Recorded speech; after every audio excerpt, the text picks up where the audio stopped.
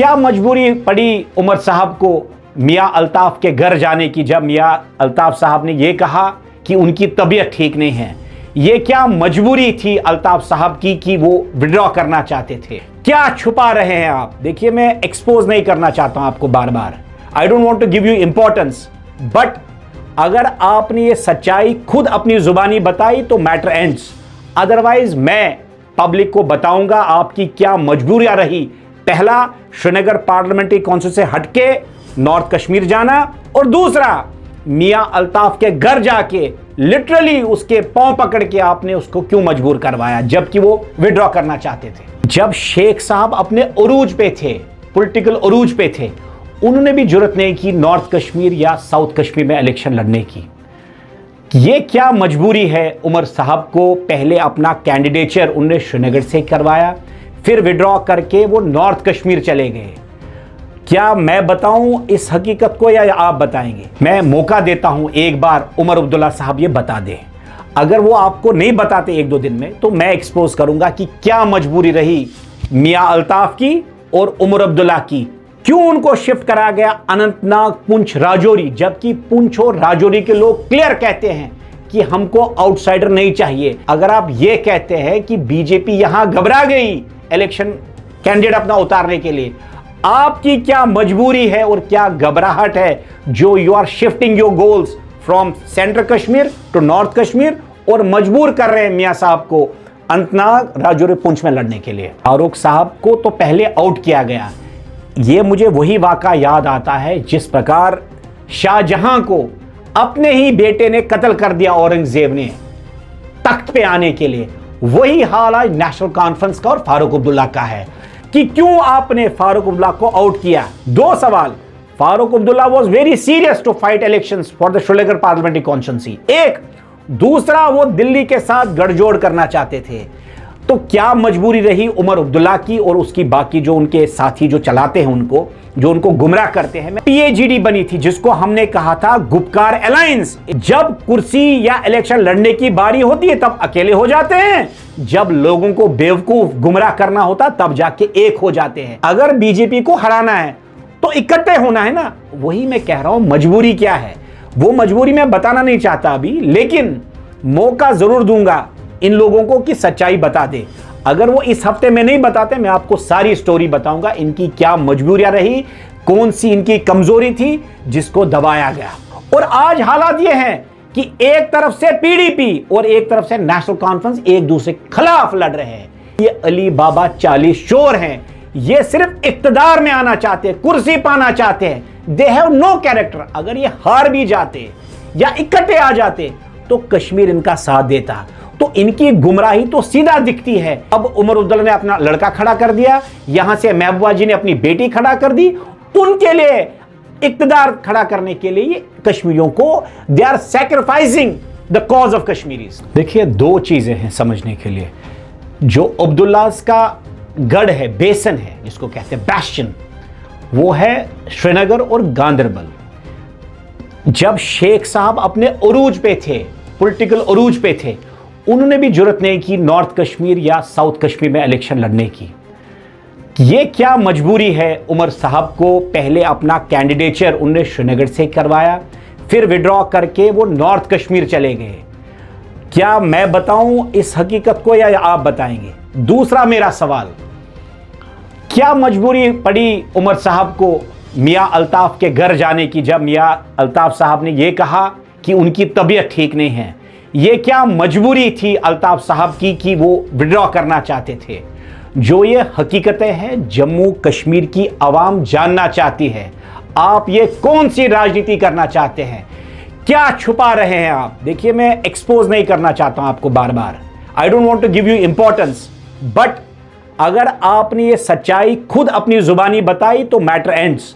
Otherwise मैं public को बताऊंगा आपकी क्या मजबूरियां रही। पहला, श्रीनगर पार्लियामेंट्री काउंसिल से हटके नॉर्थ कश्मीर जाना, और दूसरा, मियां अल्ताफ के घर जाके लिटरली उसके पांव पकड़ के आपने उसको क्यों मजबूर करवाया, जबकि वो विड्रॉ करना चाहते थे? देखिए, सियासी मजबूरियां हैं, सारी बातें मैं कैमरा पे नहीं बता पाऊंगा। मैं मौका देता हूं एक बार उमर अब्दुल्ला साहब ये बता दें।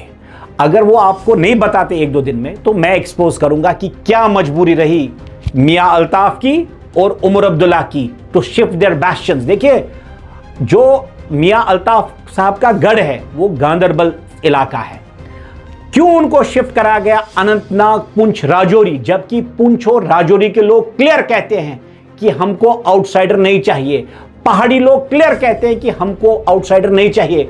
और वही एक घटना से जब वो एपिसोड हुआ कि पहाड़ियों ने कहा कि हमको आउटसाइडर नहीं चाहिए और पुंछ और राजौरी के लोगों ने कहा, तब जाके जो गुलाम नबी साहब ने अपना विड्रॉ किया, it was on that context कि गुलाम नबी साहब को, आजाद साहब को विड्रॉ करना पड़ा अपना नॉमिनेशन एज एमपी जो वो लड़ना चाहते थे उस इलाके में।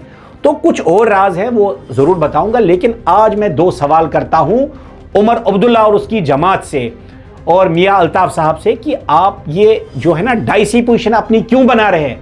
अगर आप ये कहते हैं कि बीजेपी यहां घबरा गई इलेक्शन कैंडिडेट अपना उतारने के लिए, आपकी क्या मजबूरी है और क्या घबराहट है जो you are shifting your goals from central Kashmir to north Kashmir और मजबूर कर रहे हैं मियां साहब को अनंतनाग, राजौरी, पुंछ में लड़ने के लिए। देखिए कैसे ये बेवकूफ बनाते हैं। पहले अगर आपको याद हो, जब 5 अगस्त 2019 में जब एब्रोगेशन हुई थी आर्टिकल 370 की, तब पीएजीडी बनी थी जिसको हमने कहा था गुपकार अलायंस। इन्होंने कहा था सारी रीजनल पार्टीज को, चाहे पीडीपी हो, एनसी हो, बाकी जो मुस्लिम के अदर जमातें हो, वो इकट्ठे हो जाएं, हम इंसाफ दिलाएंगे अपने कश्मीरी भाई को। वही तो मैं कह रहा हूं, ये सिर्फ धोखा दे रहे हैं। जब कुर्सी या इलेक्शन लड़ने की बारी होती है तब अकेले हो जाते हैं, जब लोगों को बेवकूफ गुमराह करना होता तब जाके एक हो जाते हैं। दूसरा मेरा जो आपका सवाल है कि इनको क्यों उतारा गया, देखिए मजबूरी इनकी है, उमर साहब को घबराहट है कि वो सेंट्रल कश्मीर से अपना वोट बैंक लूज कर चुके हैं, तो उनकी जो मजबूरी है उनको अब नॉर्थ कश्मीर ले गई है। दूसरा जो वहीद परा साहब, अगर ये वही जमाते हैं जिन्होंने कहा नेशनल कॉन्फ्रेंस और पीडीपी और बाकी जमातों को इकट्ठे होके जो मैफेनिस्ट फोर्सेस या बाकी जमातें बीजेपी को हराना है, अगर बीजेपी को हराना है तो इकट्ठे होना है ना। वही मैं कह रहा हूं, मजबूरी क्या है वो मजबूरी मैं बताना नहीं चाहता अभी, लेकिन मौका जरूर दूंगा इन लोगों को कि सच्चाई बता दे। अगर वो इस हफ्ते में नहीं बताते, मैं आपको सारी स्टोरी बताऊंगा इनकी क्या मजबूरियां रही, कौन सी इनकी कमजोरी थी जिसको दबाया गया। फारूक साहब को तो पहले आउट किया गया। ये मुझे वही वाक़ा याद आता है जिस प्रकार शाहजहां को अपने ही बेटे ने कत्ल कर दिया औरंगजेब ने तख्त पे आने के लिए। वही हाल आज नेशनल कॉन्फ्रेंस का और फारूक अब्दुल्ला का है। जो लड़ना चाहते थे श्रीनगर पार्लियामेंट्री सीट, उनको नहीं लड़ने दिया। एक ये क्या मजबूरी है, देखो ये बातें मैं अभी नहीं बताना चाहता ऑन कैमरा, मैं फिर से मौका देता हूं कि क्यों आपने फारूक अब्दुल्ला को आउट किया। दो सवाल, Farooq Abdullah was very serious to fight elections for the Srinagar parliamentary constituency, एक। दूसरा, वो दिल्ली के साथ गठजोड़ करना चाहते थे। तो क्या मजबूरी रही उमर अब्दुल्ला की और उसकी बाकी जो उनके साथी जो चलाते हैं उनको, जो उनको गुमराह करते हैं। मैं बार बार कहता हूं, हम उनके दोस्तों में से, हम उनको सही राह बताना चाहते हैं, लेकिन वो गुमराह हो चुके हैं। आज गुमराही का आलम यह है कि फारूक अब्दुल्ला साहब को भी, जो कद्दावर नेता हैं नेशनल कॉन्फ्रेंस के भी, उनको भी साइडलाइन कर दिया जो इनके ये एडवाइजर्स लोगों ने। सच्ची बात सुनिए, सच्ची बात यह है कि ये दिल्ली गए थे, मीटिंग की थी, लेकिन बीजेपी ने नहीं माना इनका अलायंस। ओके, तब जाके फ्रस्ट्रेशन में ये फिर से इंडी के अलायंस में आ गए। फिर इंडी अलायंस में अगर आ गए तो उसमें तो पीडीपी भी थी, लेकिन क्या प्रेशर हुआ वो तो अभी नहीं बता पाऊंगा, लेकिन आपको जरूर नेक्स्ट इंटरव्यू में सारी बातें बताऊंगा। और आज हालात ये हैं कि एक तरफ से पीडीपी और एक तरफ से नेशनल कॉन्फ्रेंस एक दूसरे के खिलाफ लड़ रहे हैं। यही मैंने आपको कहा, ये अली बाबा 40 चोर हैं। ये सिर्फ इक्तदार में आना चाहते हैं, कुर्सी पाना चाहते हैं। They have no character. अगर ये हार भी जाते या इकट्ठे आ जाते तो कश्मीर इनका साथ देता। तो इनकी गुमराही तो सीधा दिखती है, ये सिर्फ अपने परिवार के लिए। अब उमर अब्दुल्ला ने अपना लड़का खड़ा कर दिया, यहां से महबूबा जी ने अपनी बेटी खड़ा कर दी, उनके लिए इक्तदार खड़ा करने के लिए ये कश्मीरियों को they are sacrificing the cause of Kashmiris. लेकिन आज महबूबा ने अनंतनाग में ये कहा कि हमें वोट दीजिए, जो जवान जेलों में है उनको हम वापस लाएंगे। रिहा करवाएं। देखिए महबूबा जी तो उस इक़्तिदार में है नहीं कि वो किसी को रिहा कर पाए। अगर वो एमपी भी बनती हैं फिर भी उनकी कैपेसिटी नहीं होगी। ये डोमेन होता है जो गवर्नमेंट का होता है, जो चीफ मिनिस्टर होता है उसकी डोमेन की पावर की बात होती है। Mehbooba ji is fighting for member of parliament, so they have no right और नो डिसीजन मेकिंग में उनका कोई, there is no process like this. तो मैंने आपको बार बार कहा यहां कश्मीर में बड़ी अजीब बात है, जो सच बोलता है वो इनका सबसे बड़ा दुश्मन है। यूस कशिश पोज वन सुगो कशिश बोड़बार दुश्मन। यहां चुगड़ी बातें करो, गुमराही की बातें करो, बोलो हम जुनून में हैं, तनाव में हैं, बीजेपी ऐसा करती है, तो आप हीरो बन जाओगे।